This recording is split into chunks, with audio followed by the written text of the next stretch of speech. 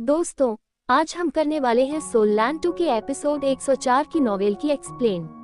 अगर आपने इसका पिछला पार्ट नहीं देखा है तो पहले उसे जरूर देख ले ताकि आपको कहानी पूरी तरह समझ में आए।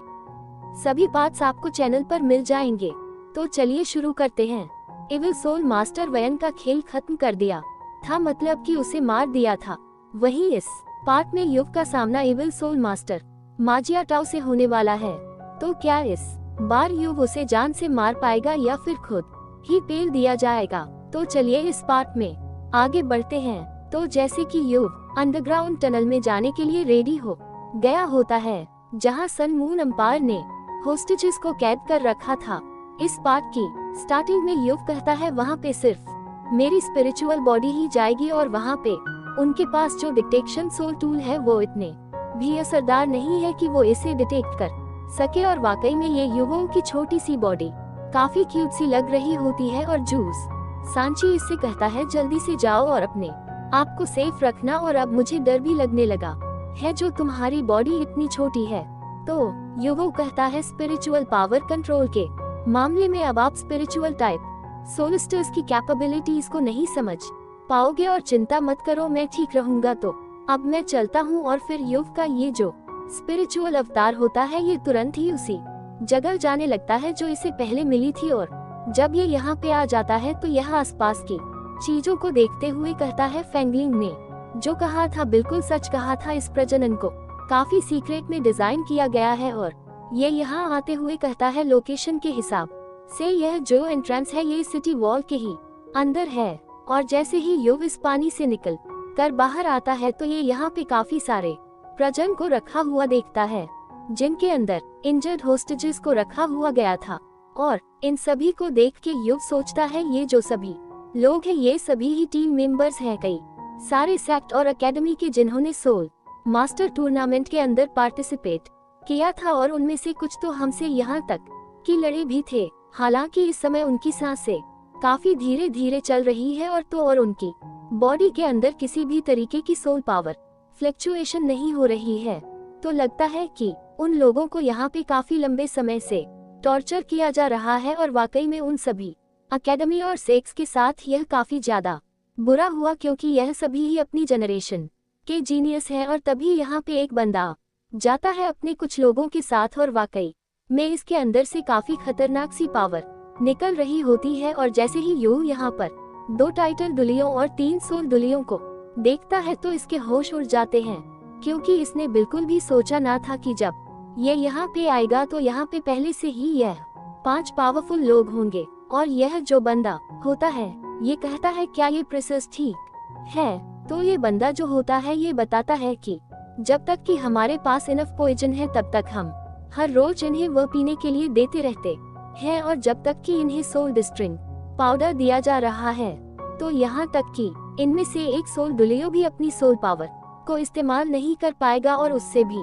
बढ़कर ये सभी लोग ही भूख से काफी लंबे समय से तड़प रहे हैं। तो पक्का ये सभी ही अभी काफी ज्यादा कमजोर होंगे। तो ये जो लीडर होता है ये कहता है कि इन लोगों को भूख से मरने मत देना क्योंकि यह लोग हमारे लिए बाद में यूजफुल हो सकते हैं। और मैं जानता हूँ कि तुम्हें स्ट्रांग सोल्स की जरूरत है, लेकिन अभी के लिए लालच मत करो। और क्या तुम मेरी बात को समझ गए? और इस चीज के लिए ये बंदा भी मान जाता है। और फिर एक बंदा कहता है सेकंड ब्रदर थर्ड ब्रदर चलो चलते हैं। और इन 5 में से 3 लोग आगे चले जाते हैं। तो इस चीज को देख के लीडर के साथ जो बंदा होता है वह कहता है तीनों ही ब्रदर का काफी ज्यादा साहस बढ़ गया है जो ये लीडर की फैमिली की स्लेव्स हैं। तो यह जो लीडर होता है ये कहता है आखिर तुम इन तीनों ब्रदर्स को कैसे इस्तेमाल करोगे? और जैसे ही युहाव देखता है कि इन दोनों ही ग्रुप्स के बीच में थोड़े बहुत मतभेद है तो ये तो इसके लिए काफी अच्छी खबर होती है।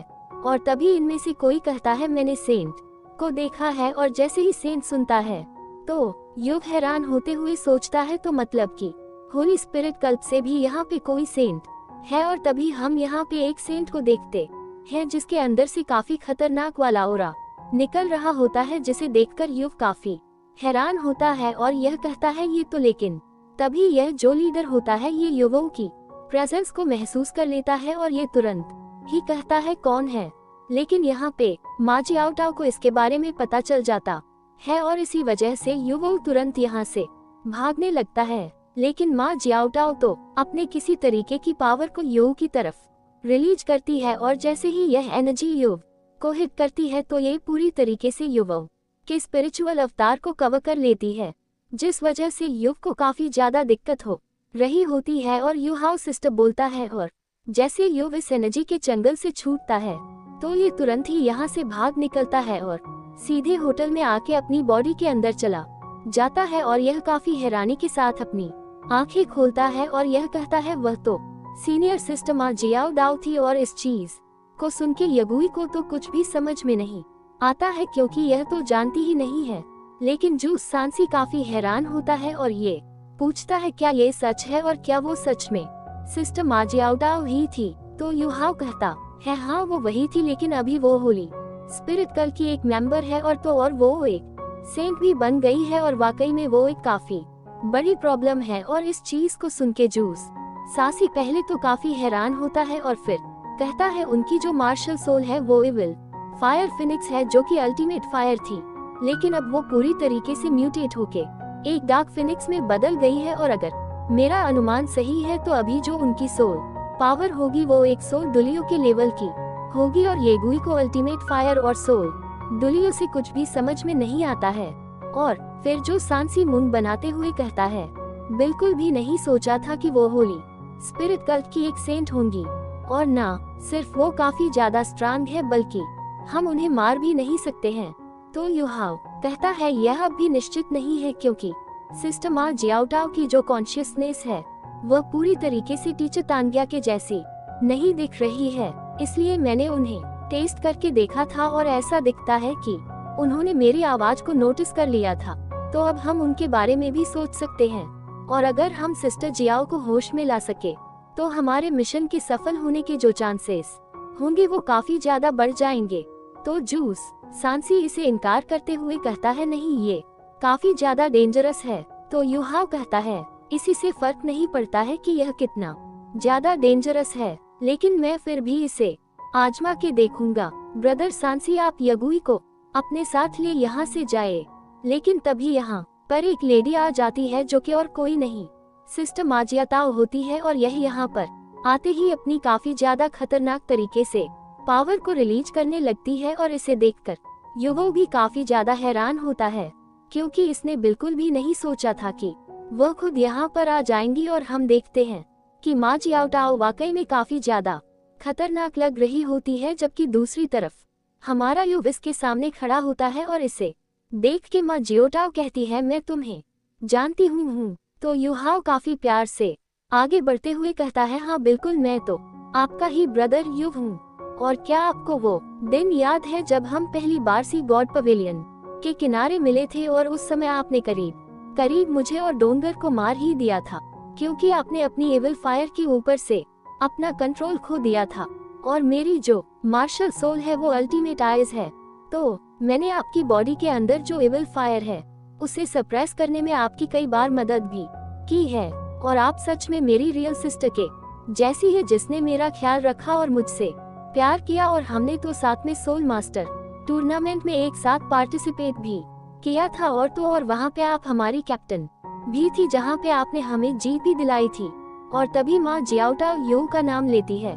तो यू काफी हैरान होते हुए कहता है क्या मैं आपको अभी भी याद हूँ। लेकिन तभी अचानक से काफी खतरनाक तरीके से अपनी पावर को रिलीज करते हुए अपने हाथ को यू की तरह बढ़ाने लगती है उस पर अटैक करने के लिए, जबकि इस तरफ युवों को इसे रोकने में काफी ज्यादा दिक्कत हो रही होती है। और यह कहता है सिस्टर माँ जियाओटाओ आप क्या कर रही हैं? जबकि माँ जियाओटाओ का तो दिमाग खराब हो रखा होता है, इसलिए युहा उसका सामना करते हुए कहता है कि क्या आप जानती हैं कि पिछले कुछ सालों में मैंने आपको कितना याद किया है, और वैसे भी मेरा कोई भी सिबलिंग नहीं है, तो मैं तो हमेशा से ही आपको अपनी बिग सिस्टर की तरह ही मानता था। और बाद में जब आप गायब हो गई तब मैंने काफी लंबे समय तक सफर भी किया, लेकिन सिस्टर आखिरकार मैंने आपको ढूंढ ही लिया। तो प्लीज अब दोबारा कभी मुझे छोड़ के मत जाना। और हम देखते हैं कि माँ जियाओटाओ ने युवो को पकड़ लिया होता है और माँ जियाओटाओ तो वापस से हुआ युवो बोलती है। तो इस चीज को सुनकर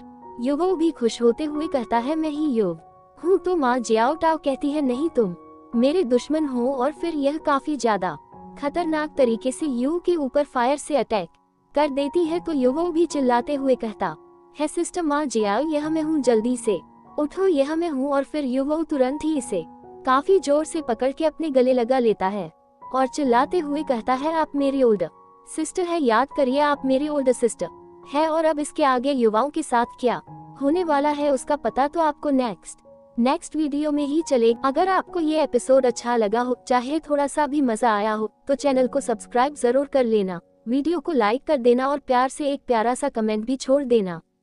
आपके हर एक रिएक्शन से हमें बहुत हौसला मिलता है। अगली वीडियो में फिर मिलते हैं। खुदा हाफिज।